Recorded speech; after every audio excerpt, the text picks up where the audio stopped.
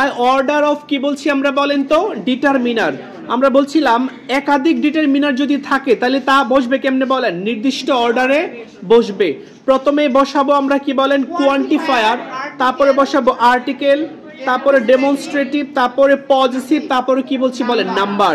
আর এটা মনে রাখার জন্য আমরা একটা সিরিয়াল বলছি, কি বলছি বলেন কিউ এ ডিপিএন। আমরা কি বলবো বলেন কিউ এ ডিপিএন।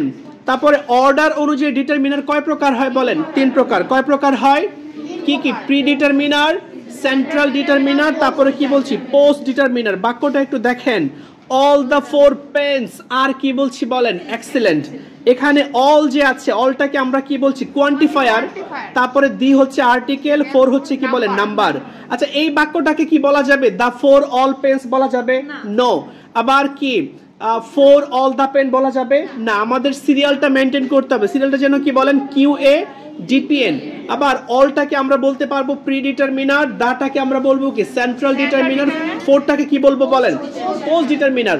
আচ্ছা এবার একটু তাকান তো, অল মাই বুকস নাকি মাই অল বুকস, কোনটা, অল মাই বুকস। আমরা বলছিলাম না ডিটারমিনারের মধ্যে প্রথমেই বসাইতে হবে কোনটা বলেন কোয়ান্টিফায়ার, আর প্রথমে বসাইতে হবে কোনটা, তার মানে বাক্যটা কোনটা হবে বলেন অল মাই বুকস।